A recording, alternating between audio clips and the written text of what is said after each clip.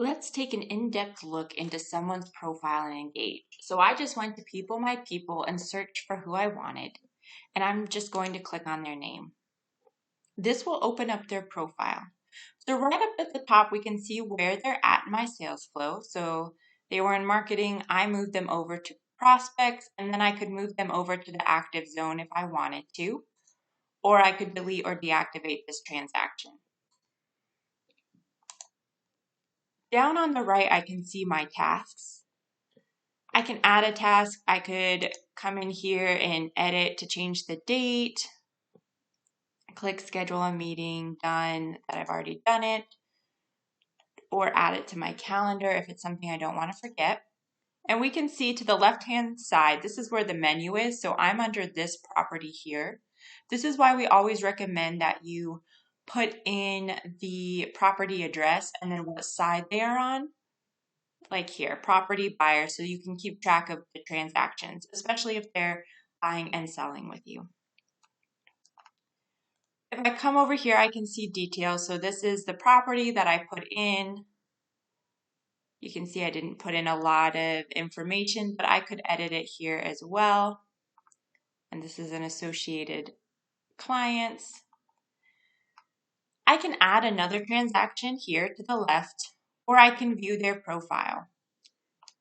Their mobile, their home, spouse or partner. I can edit this to add in any more information. I can view the Moxie Insights. So because I don't have anything in for this person, they couldn't really find anything. But we could look in here to see the more information you put, the more they're able to pull just from public feeds and public data. Notes. So this is just one paragraph. So I recommend in notes you put in some information that's not going to change for this client. I could say referred by Susie. I could say their attorney is so and so. Or I could put, moved to South Carolina in 2021. Anything that's kind of just a block of information that's not going to change or anything important that I'd want to pull up on them fast, I could do that here.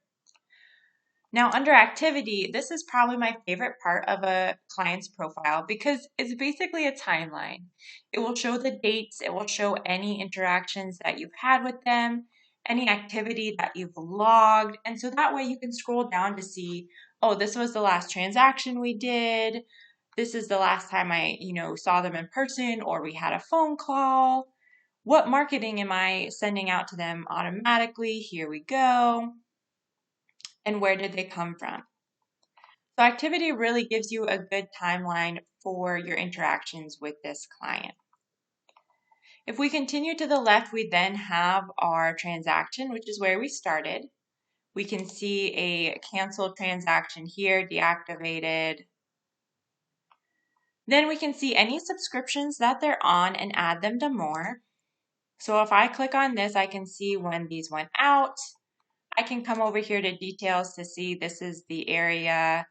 This was canceled by me. This is the date. And then I could add a new one, Quicker Custom, right here.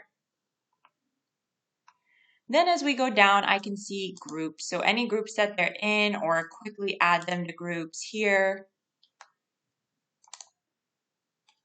Like we have specific videos about groups and adding, but then you could see any groups that they're there.